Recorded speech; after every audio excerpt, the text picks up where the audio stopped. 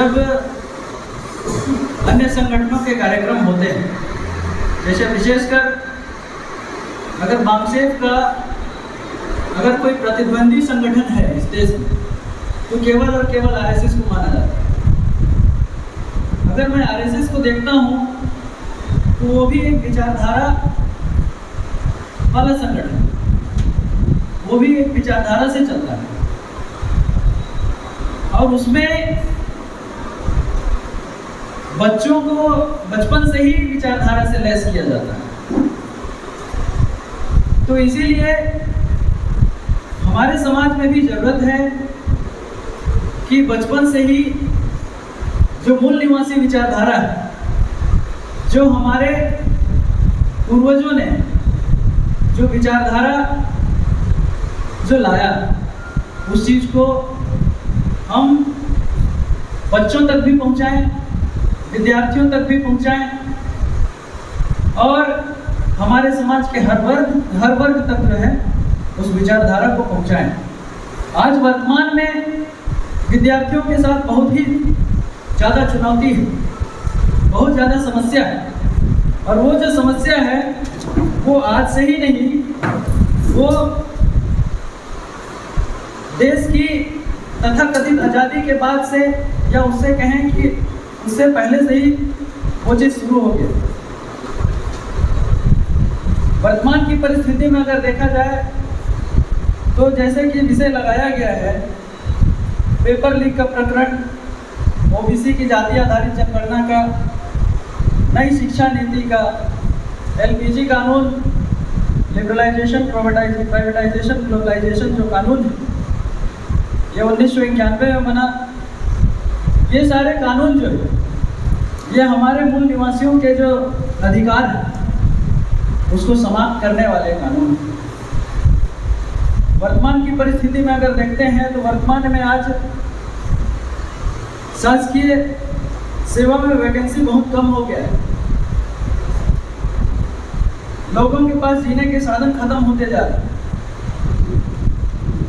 हमारे लोगों में ज़्यादातर मैं देखता हूँ कि खेती किसानी करके जीने वाले लोग, जीवन यापन करने वाले लोग, आज खेती करके जीवन यापन करने वाले लोगों के पास भी जमीनें कम हो गई, नौकरियां कम हो गई, पढ़े लिखे बेरोजगारों की संख्या हमारे समाज में बहुत ज़्यादा हो गई और अगर वैकेंसीज भी आ रही हैं तो ये पोस्ट के पीछे इतने ज़्यादा जनसंख्या में फॉर्म भरा जाता है कि हमको तो ऐसा लगता है, कभी कभी मैं विचार करता हूँ तो, कि वर्तमान शासन व्यवस्था जो है विद्यार्थियों का आर्थिक शोषण कर रहा है।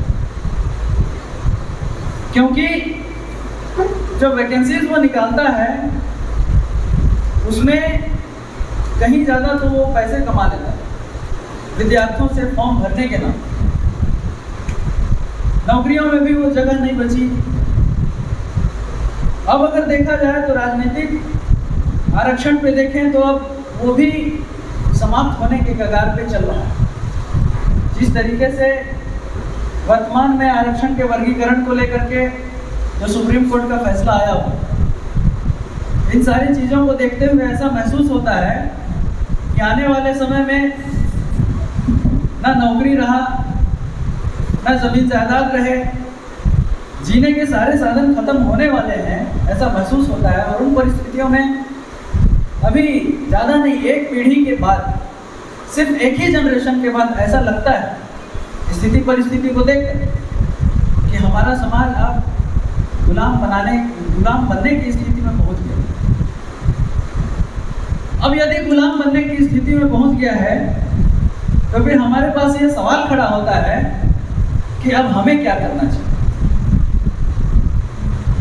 अगर गुलाम बनने की स्थिति में आने वाला जो समय है वो ज़्यादा दिन दूर नहीं रह गया है, तो फिर उस परिस्थिति में हमारे पास यह सवाल खड़ा होता है कि अगर हमारे आने वाली पीढ़ी को, अगर हमको, हमारे आने वाले जनरेशन को अगर बचाना है, संविधान को बचा करके रखना है, हमारे अधिकारों को बचा करके रखना है, क्योंकि जहाँ तक मैं समझता हूँ कि हमको जो आज अधिकार मिले, हमारे पास जितने भी आज संवैधानिक अधिकार हैं, पढ़ने लिखने का अधिकार हो, नौकरी करने का अधिकार हो, नौकरी में आरक्षण का अधिकार हो, नौकरी में प्रमोशन का अधिकार हो, शिक्षा में आरक्षण का अधिकार हो, जितने भी तमाम अधिकार जो हमको आज मिले हैं संविधान के द्वारा, वो उसके लिए हमने एक पैसे का मेहनत नहीं किया है। हम उन अधिकारों को प्राप्त करने के लिए एक पैसे का भी मेहनत नहीं किया है। अगर हमने मेहनत नहीं किया है तो फिर हमको वो कैसे मिले? तो हमारे पूर्वजों ने, हमारे महापुरुषों ने लड़ाइयाँ लड़ी, अपना बलिदान दिए, अपना जीवन को त्याग दिया उसके लिए। उनके आंदोलन, उनके त्याग तपस्या के बदौलत आज हमको अगर अधिकार मिला है, और उनको कुछ नहीं मिला। वो लोग त्याग तपस्या किए, वो लोग आंदोलन किए, लड़ाई लड़े, उनको नहीं मिला, बल्कि वो लोग जो त्याग तपस्या किए उसके बदौलत उनके आने वाली पीढ़ी को मिली। अगर उनके आने वाली पीढ़ी को मिला है, इसका मतलब ये है कि अगर हम आज जागरूक नहीं होते, जागरूक नहीं करते समाज को, अगर समाज में अगर विचारधारा नहीं डालते, अगर तैयार नहीं करते, और अगर हम आज आंदोलन नहीं करते, तो फिर हमारे आने वाली पीढ़ी को वो नहीं मिलेगी।